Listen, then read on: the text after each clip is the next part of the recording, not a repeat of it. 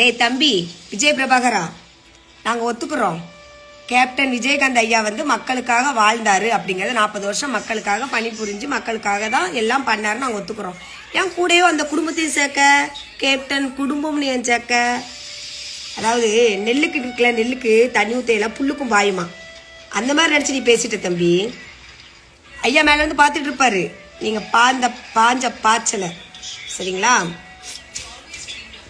கோட்டு போட்டா எல்லாரும் அழகாகிட முடியாது. அதே மாதிரி தான் அழகு அப்படின்னு நீயே ரொம்ப நீ ஒசத்தி பேசிக்கிடாத. ஒரு நாள் நீ கோட் ஷூட்டு போட்டு பாரு, எப்படி இருக்கும் தெரியுமா? கழுத இருக்குல்ல, கழுத பொதி சம்பந்தம் எப்படி இருக்கும் அப்படி இருப்பேன் நீனு. அழகு அழகு இல்லைங்கிறத நாங்க சொல்லணும். நீங்க கோட்டு போட்ட அழகா அழகு இல்லையான்னு நாங்க சொல்லணும். உன்னை நீயே பீத்திக்க கூடாது.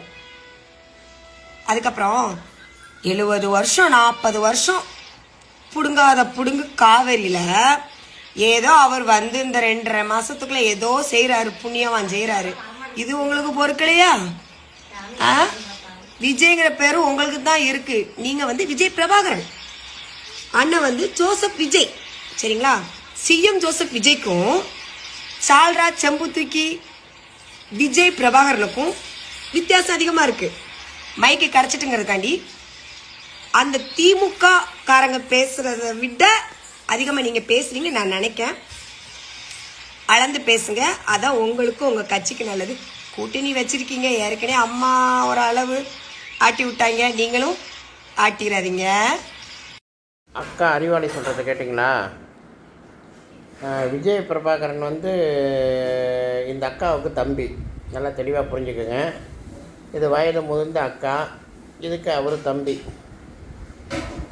அதாவது பெற்று போடுங்கடானா தருதலையை பெற்று போட்டால் இப்படி தான் நடக்கும். இது வீட்டில் அப்பா அம்மாலாம் இருக்கானா இல்லை இல்லையானே தெரியலை. புரியுதுங்களா? யாரை போய் யார் தம்பின்னு ஒரு அரசியல் நாகரிகம் மரியாதை இல்லாமல் கேப்டன் பையனை போய் தம்பிங்குது. இதெல்லாம் என்ன குரூப்பில் சேர்க்கறதுனே தெரியல. இதெல்லாம் அதான் சொல்கிறேனே, நாகரிக காலம் போய் இப்போல்லாம் ஒரு ஃபோனு ஒரு மைக் இருந்தால் எந்த நாய் வேணாலும் எதை வேணாலும் பேசலாங்கிற காலத்துலேருந்து பேசிகிட்டு இருக்கு இந்த நாய். சரிம்மா, கேப்டன் பையன் வந்து அவர் குடும்பத்தில் உள்ளவங்கள தானே எங்கள் குடும்பம்னு சொல்கிறாரு. எப்படி உங்கள் அப்பா உன்னை பெற்றானா இல்லை உங்கள் பெரியப்பா உன்னை பெற்றானா? உன் பெரியப்பன் குடும்பத்தை அப்பாம்பியா? அப்போனா உறவு முறை மாறும், உனக்கு தெரியுமா? அது அவர் கரெக்டாக தான் பேசுகிறாரு. தான் சேர்ந்த குடும்பத்தை, கேப்டன் குடும்பத்தை எங்கள் குடும்பம் தான் சொல்கிறாரு. ரைட்டு தான். நீ பெரியப்பன் குடும்பத்தை போய் அப்பாம்பியா? பெரியப்பாங்கிற உறவு வேறு, அப்பாங்கிற உறவு வேறு. புரியுதா உனக்கு? நீ போய் பெரியப்பா குடும்பத்தை அப்பான்னு கூப்பிட்டேன்னு வச்சுக்கேன், ஊருக்குள்ளே தப்பாக பேசுவானோப்பா. அப்படி பேசக்கூடாது. புரியுதா இல்லையா? அப்பா அப்பனாக இருக்கணும், பெரியப்பன் பெரியப்பனாக இருக்கணும், சித்தப்பன் சித்தப்பனாக இருக்கணும். அர்த்தம் உனக்கு புரிஞ்சிருக்கும்னு நினைக்கிறேன். புரியுதா? புரிஞ்சதுனால தானே நீ அப்படி வீடியோ போட்டிருக்க. புரியாதனாலே நீ அப்படி வீடியோ போடுவேன். எல்லாம் புரிஞ்சதுனால தான் நீ வீடியோ போடுற. முதல்ல யாருக்கு என்ன மரியாதை கொடுக்கணும் அப்படிங்கிற முதல்ல தெரிஞ்சுக்கிட்டு நீ பேசு. அதுக்கப்புறம் சோஷியல் மீடியாலாம் அடுத்தவங்களுக்கு ஒழுக்கத்தை பற்றியும் எப்படி இருக்கணுங்கிறத பற்றியும் அவங்கவுங்க தெரிஞ்சுப்பாங்க. புரியுதா? முதல்ல சுய ஒழுக்கம்னா என்னென்னு முதல்ல நீ தெரிஞ்சுக்கோ. அவருக்கு வயசு என்ன, விஜய் பிரபாகரனுக்கு வயசு என்ன, உன் வயசு என்னன்னு முதல்ல கூகுளில் டச் பண்ணிவிட்டு அதுக்கப்புறம் ஒரு தம்பியா உனக்கு அண்ணனாங்கிறத பார்த்து வீடியோ போடு.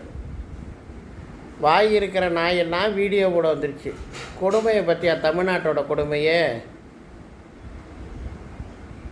அதான் வளர்த்தவன் ஒழுங்காக வளர்த்துருந்தா வளர்றது ஒழுங்காக வளரும்னு ஒரு பழமொழி உண்டு. நீ சொல்கிறீல்ல நெல்லுக்கு இறைச்சி நீர் புல்லுக்கு போகுதுன்னு, அதே மாதிரி நாங்கள் பச்சையாக சொல்லோம்னா வேற ஒரு வார்த்தை சொல்லுவோம். அந்த வார்த்தையை சோஷியல் மீடியாவில் சொன்னோம்னா அது வந்து அநாகரிகமான வார்த்தை, நான் படித்த படிப்புக்கு மரியாதை இருக்காதுன்னு நான் விட்டுட்டு போகிறேன். பழமொழி உனக்கு மட்டும் சொல்ல தெரியாதும்மா, எல்லாருக்கும் பழமொழி சொல்ல தெரியும். அசிங்கமான பழமொழிகளும் சொல்ல தெரியும். ஆனால் நாங்கள்லாம் அப்படி வளரல. யாரையும் மரியாதை கொடுத்து பேசணும்னு சொல்லி கொடுத்துருக்கிறது தான் எங்கள் கழக தலைவர் அவர்களும் அந்நியார் அவர்களும். அதை முதல்ல புரிஞ்சுக்கோங்க. வார்த்தைகள் நாங்கள் விட்டோம்னா உங்களால் தாங்க முடியாது. 30 நாள் பயிருக்கும் வித்தியாசம் இருக்குது, 60 நாள் பயிருக்கும் வித்தியாசம் இருக்குது, 90 நாள் பயிருக்கும் வித்தியாசம் இருக்குது. அதுக்கு 3 பிரிவு இருக்குது. குருவை, தாளடி, சம்பான்னு பேர். புரியுதா?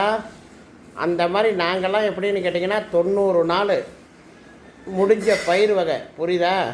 30 நாளில் முளைக்கிறது கிடையாது. முதல்ல அதை புரிஞ்சு யாருக்கு என்ன பதில் போடணுங்கிறத தெளிவாக போடு, புரியுதா?